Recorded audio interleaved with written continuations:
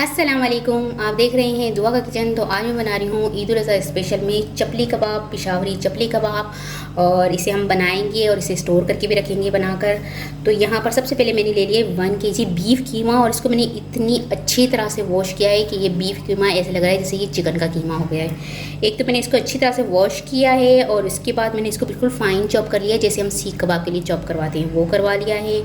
और ये देखिए बिल्कुल फाइन सा चॉप हो चुका है इस तरह से। और थोड़ी सी इसमें मैंने चर्बी भी साथ डलवाई है, जो चर्बी है उससे ज्वाइनिंग आ जाती है। तो अब इसमें हम मसाले डालेंगे।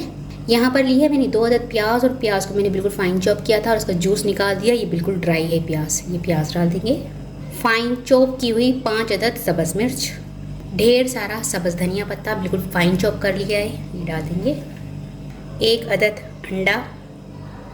अब डालेंगे कुछ मसाले जिसमें है 1 टीस्पून नमक हस्बे जायका, 1 टेबलस्पून कुटी हुई लाल मिर्च, 1 टेबलस्पून ड्राई अनारदाना, 1.5 टेबलस्पून क्रश्ड धनिया, 1/2 टेबलस्पून गरम मसाला पाउडर, 1.5 टीस्पून ज़ीरा पाउडर, कश्मीरी लाल मिर्च पाउडर 1/2 टीस्पून, हल्दी पाउडर 1/2 टीस्पून, धनिया पाउडर 1 टीस्पून, 4 टेबलस्पून बेसन, 50 ग्राम बटर।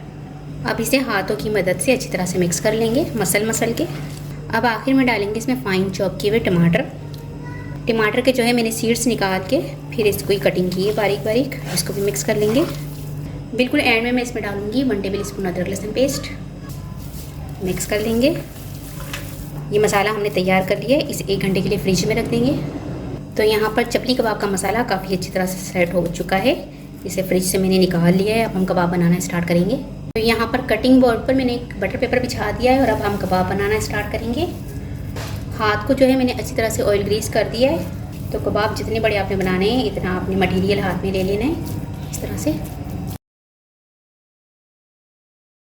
तरह से फैला लेंगे, बड़ा सा कबाब बना लेंगे। इस तरह से अब मैं कबाब सारे बनाती जाऊँगी और इसे बटर पेपर से इस तरह से हटा देंगे तो ये इजीली बनते भी जाएंगे और हटते भी जाएंगे बटर पेपर से। तो इस तरह से सारे कबाब बना कर मैं तैयार कर लूँगी। यहाँ पर देखिए जो ग्रोसरी में हमारे पास प्लास्टिक बैग्स आते हैं उसको मैंने काट लिया है। इस तरह से कटिंग कर दी है मैंने और इसके ऊपर मैं ये चपली कबाब रखती जाऊँगी। फिर एक और बैग रख दूँगी, इस पर रख दूँगी।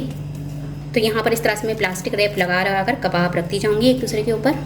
तो यहाँ पर देखिए सारी चपली कबाब मैंने बना लिए हैं। अब इसे मैं स्टोर कर लूँगी। इस तरह से मैंने प्लास्टिक रैप लगा कर इस तरह से बना कर तैयार कर लिए। ये देखें। तो अब जब आप इसको फ्राई करेंगे ना तो बहुत आसानी से ये निकल जाएंगे अगर इस तरह से प्लास्टिक रैप लगे हुए होंगे। इसको एक इसकी बॉल में डालकर इसको कवर करके फ्रीज़र में रख दिए और जब आपको मेहमान आते हैं या कभी भी दिल चाहता है चपली कबाब खाने का तो आप इसे फ्राई करके फौरी तौर पे निकाल के फ्राई करके खा सकते हैं। तो अब इसके अलावा जो बाकी चपली कबाब है उसे हम फ्राई कर लेंगे और इसे स्टोर कर लेंगे। तो यहाँ पर मैंने एक तवा गर्म करने को रख दिया है। ऑयल डाल देंगे चारों तरफ से। यहाँ तवे पर कबाब डालते जाएंगे और इसे फ्राई करते जाएंगे और इसको फ्राई करते हुए आपने इस तरह से स्पून को इस तरह से इस पर प्रेस करते जाना है ताकि ये श्रिंक ना हो ज़्यादा। आपको पता है जब बीफ कीमा होता है या फिर मटन कीमा होता है तो वो फ़ौरन से श्रिंक हो जाता है। चिकन इतनी जल्दी श्रिंक नहीं होता है। तो इसलिए आपने लाजमी इसको फ्राई करते हुए इस तरह से प्रेस करते रहना है। इसको मैं पलटती जाऊँगी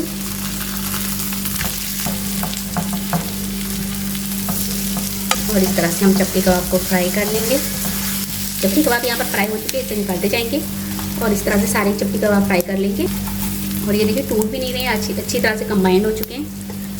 तो यहाँ पर चपली कबाब देखिए हमारे अच्छी तरह से कंबाइंड भी हो गए और अच्छी तरह से फ्राई भी हो चुके हैं। पिशावरी चपली कबाब बनकर हमारे तैयार हो चुके हैं। उम्मीद है कि ये रेसिपी आपको पसंद आई होगी। रेसिपी पसंद आए तो मुझे कमेंट्स में बताइएगा कैसी लगी रेसिपी। वीडियो पसंद आए तो इसे लाइक ज़रूर कीजिएगा, चैनल को सब्सक्राइब कीजिएगा, फैमिली फ्रेंड्स के साथ शेयर कीजिएगा। आपसे मिलूंगी नेक्स्ट वीडियो में। जब तक के लिए अल्लाह हाफिज़।